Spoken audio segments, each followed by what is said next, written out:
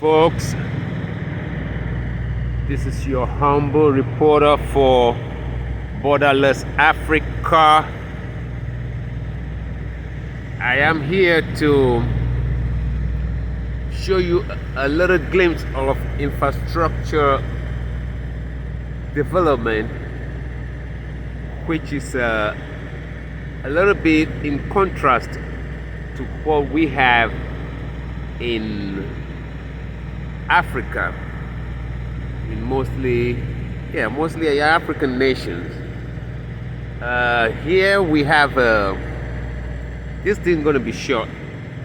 Here we have a warehouse. This particular one that I'm here to pick up some coal stuff is a coal store or a warehouse for coal products,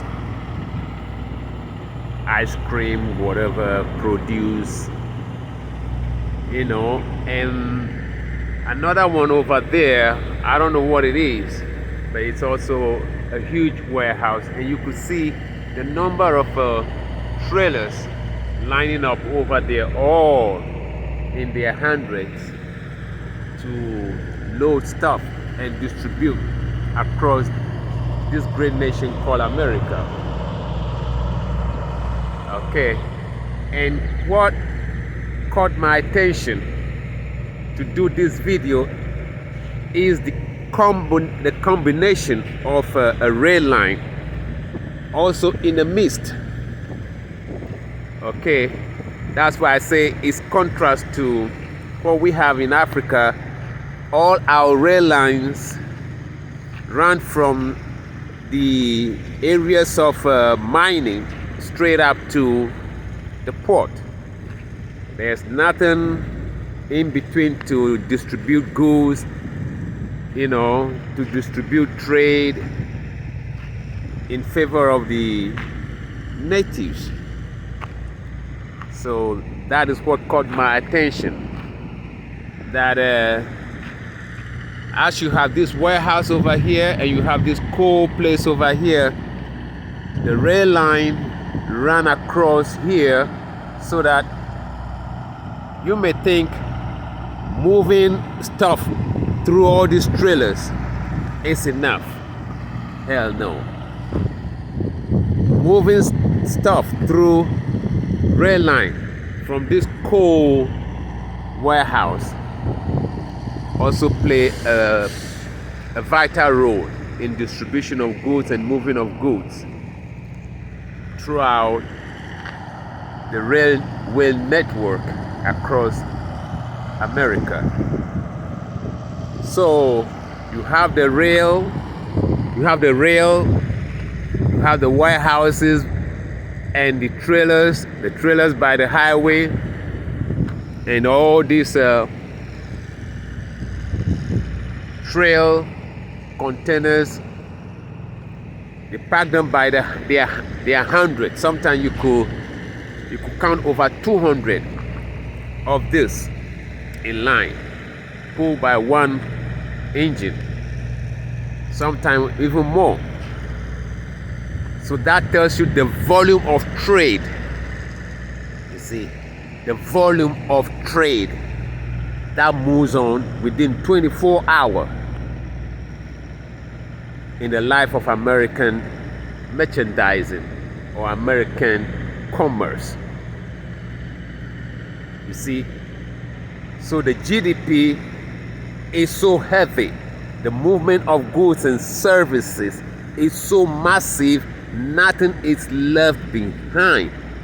You see, and you can see the sky is also packed. You got cargo planes in the sky. You still even have marine ships in the sea moving stuff from the east coast also to the west coast, and you have this rail moving from west to east, north to south, and you also have the trailers. They are not left out from trans-American trade and commerce. These trailers also go from east to west, north to south. So is the rail. so is the air cargo. So I'm just, bringing this to our attention that if we want to trade within Africa, borderless Africa, with this new African trade initiative that is going on, we got to cover all. We got to cover all. We have to cover all. How would a train move when you have all these borders? How can the train move when you have all these borders? How can the train move? How can all these trailers, look. This is just one location, one small location in Maryland. One small location. And they have thousands of this warehouse across America. Thousands. Hundreds of thousands of these warehouses, and new ones are coming in every day. Where is our warehouses like this in any African nation? I haven't seen one in Ghana. I haven't seen one in the so-called the giant of Africa in Nigeria. I haven't seen one yet. That is a different one. You can see there's a fence over there separating it from there, and from the rail. The rail is the divider. The rail line is a divider. It has its own fence, and this one also has its own. And it's just a small, like a drop in the ocean when you're talking about warehousing and logistic companies across America. Man, I don't want to talk too much. I just, it just caught my attention. Let me bring this thing to us. Okay. Africa is the richest continent. Without Africa, all these things are not existent. We are the engine of world commerce, and we sat down to become spectators. And then they refer to us how poor we are. Africa is poor, how poor we are. But we are the engine of growth in every other continent.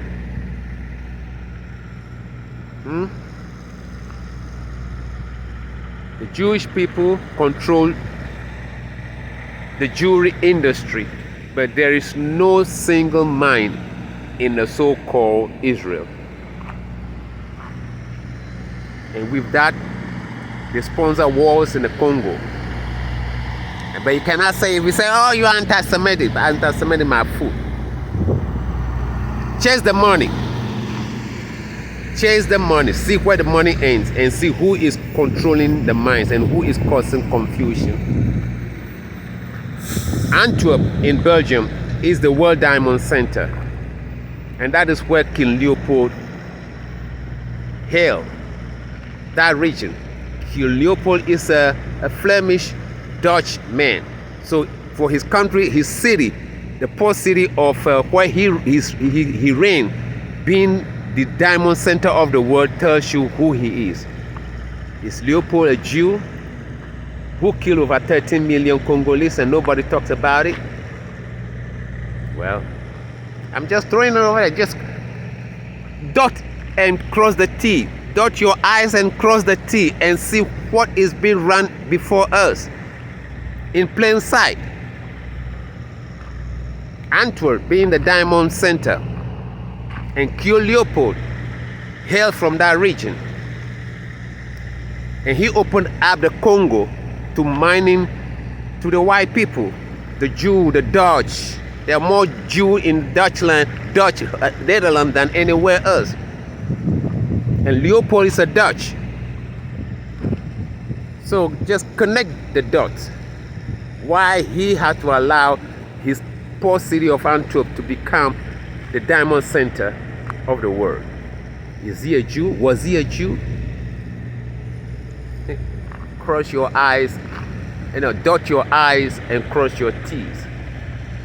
Dot your I's and cross your T's.